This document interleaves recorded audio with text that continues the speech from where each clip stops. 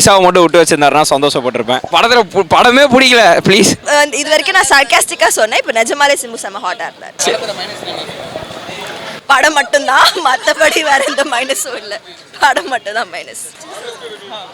Honest ரிவ்யூவா அவ்வளோலாம் நல்லா இல்லை, ஏதோ சும்மா அப்படி இருக்கலாம். அதில தூங்கிட்டா, ஸோ அவளுக்கு எவ்வளோ நல்லா இல்லைன்றது அவர் ரியலைஸ் பண்ணல. இன்னும் முத்தமழை சாங் வரல, படம் ஃபுல்லா முத்தமழை இருந்துச்சு, பட் சாங்ல வரல. ரேட்டிங் தரதே தப்பு. மணிரத்னம் ஃபில்ம்னே தெரியல, வெளில தூக்கம் வந்துச்சுடா. எஸ்டிஆர் தான் நான் வெயிட்டு. எஸ்டிஆர் இன்னும் கொஞ்சம் நல்லா காட்டியிருக்கலாம்ண்ணா. கமல் தான் ஃபுல்லாக காட்டி வச்சுக்கிறேன். நான் லேக் தானே இருந்தது. படம் பிரமாதமாக இருக்கு. உள்ளே போயிட்டு என்னால் மறக்கவே முடியாத ஒரு தருணமாக இருந்தது.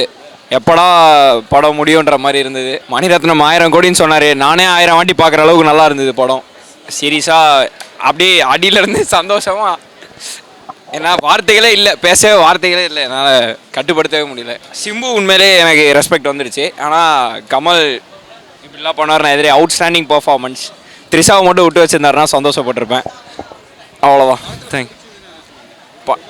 ரொம்ப பெஸ்ட்டாக இருக்குது. த்ரிஷா தான். த்ரிஷா ரொம்ப நல்லா நடிச்சிருந்தாங்க, அதுதான். அதுவுமே த்ரிஷா தான். படமே பிடிக்கல ப்ளீஸ். என்ன மாதிரி இல்லை, சத்தியமாக இல்லை. இல்லை, மியூசிக் தான் பாதி படத்தில் மியூசிக் மட்டும்தான் இருக்குது. படமே காணோம். ஒரே கொஞ்சம் கஷ்டமாக தான் இருந்தது படமாக. ஸோ படு ஸ்லோவாக போன மாதிரி இருந்தது. ட்ரெய்லர் பார்க்கும்போது பிரமாதமாக இருந்தது. ஆனால் படம் பெரிய ஒரு பெருசாக இல்லை. படம் எதிர்பார்த்த அளவுக்கு எதுவும் இல்லை. ஆனால் நான் சிம்பு ஃபேன். சிம்பு ஒரு கம்பேக் பயங்கரமாக இருக்கும்ன்ட்டு எதிர்பார்த்தது. பரவாயில்ல, சிம்பு ஆக்டிங்கில் நல்லா சூப்பராக இருந்துச்சு. ஓகே, பார்க்கலாம். ஆனால் அதுதான் ஸ்டோரி தான் ஒன்றும் எங்களுக்கு புரியலை. நாங்கள் வீட்டில் போய் யோசிச்சா தான் தெரியுமான்றதும் தெரியல. தேவையில்லாதது அங்கங்கே கொஞ்சம் லேக் அடிக்கிற மாதிரி இருக்குது. அது சிம்பு ஃபேனாக படம் நல்லா இல்லைன்னு சொல்லவும் முடியல. பட் ஆனால் அதான் ஒத்துக்கிட்ட உண்மையை. மேபி அடுத்த படத்தில் நல்லா கம்பேக் கொடுக்கலாம். எஸ்டிஆர் 49 வருது. படம் பரவாயில்லண்ணா, ஓகே. நான் எக்ஸ்பெக்ட் பண்ண அளவுக்கு இல்லை. ட்ரெய்லர் பார்த்துட்டு எக்ஸ்பெக்ட் பண்ண அந்த ரேஞ்ச்லாம் இல்லை, பரவாயில்லாமல் இருந்துச்சு. ஒரு தடவை பார்க்கலாண்ணா. விவேகம் இருக்குல்ல, அதை வச்சு கொஞ்சம் எடுத்த மாதிரி தானே இருந்துச்சு என்ன கேட்டால். நிறைய இது ஒத்து போச்சு அது கூட.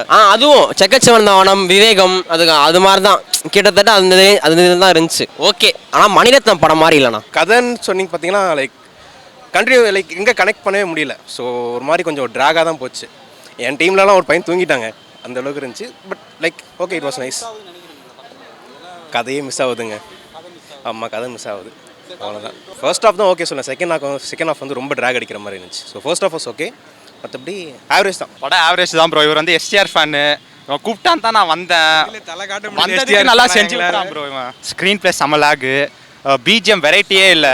சாங்ஸு நல்ல சாங்ஸ் இருந்துச்சு, பார்த்தா அதை படத்தில் ப்ளேஸ் பண்ணல. விண்வெளி நாயகா அது ஒரு நல்ல சாங் தான், அதே படத்தில் வைக்காம என்கரேஜ் வச்சாங்கன்னு தெரில. ஸோ இதெல்லாம் பேர் போடுறப்போ அந்த பாட்டு வராது. முதல்ல வச்சு நடுவில் எங்கன்னா படம் பேர் போடுறாங்க, எல்லாம் ஏஞ்சி போயிட்டாங்க. அப்போ அதுதான் எல்லாம் ஏஞ்சி போனதுக்கப்புறம் தான் அந்த பாட்டே வருது. அப்போ அதை வைக்கிறதே வேஸ்ட்டு. அது எல்லாம் போயிட்டாங்க அந்த பாட்டுக்கு.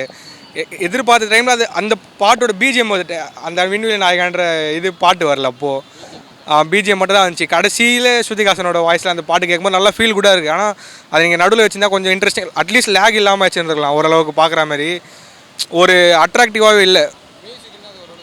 அதுதான் ப்ரோ. மியூசிக் வந்து ஏஆர் ரஹ்மான் வந்து நம்ம ஒரு எக்ஸ்பெக்டேஷனோட வருவோம். இதில் ஒரே பாட்டு ஜிங்கிச்சான், அதுவும் பெருசாக வைபாக யாருமே ஆகலை. இப்போ ஏஆர் ரஹ்மான் நம்ம லாஸ்ட் டைம் ஜிவிஎம்மோட இல்லை மல்லிப்பூ பாட்டு வந்து வந்துச்சு, அது செம்ம வைபாக இருந்துச்சு. அந்த படத்தில் மறக்குமா நெஞ்சம் இன்னொரு பாட்டு வரும். நிறைய இடத்துல மியூசிக் கனெக்ட் ஆகினே இருக்கும் நம்மளை. இதில் பார்த்தீங்கன்னா அந்தமாதிரி எந்த இதுவுமே இல்லை. இருந்தது ஒரு பாட்டு, அந்த பாட்டை வைக்கலன்றப்போ ரொம்ப டிசப்பாயின்மெண்ட் தான் மியூசிக் சைட்லேருந்தும். மேபி ஏஆர் ரஹ்மான்றதுனால நமக்கு இவ்வளோ இதுவாக இருக்கும். வேறு யாருனா கூட நம்ம சாட்டிஸ்ஃபைடாக இருக்கலாம். ஏஆர் ரஹ்மான் சார்லாம் எங்கேயோ போடுவார். இப்போ வந்துட்டு இந்தமாரி வரும்போது கொஞ்சம் டிசப்பாயின்மெண்ட் தான் எல்லாருக்குமே.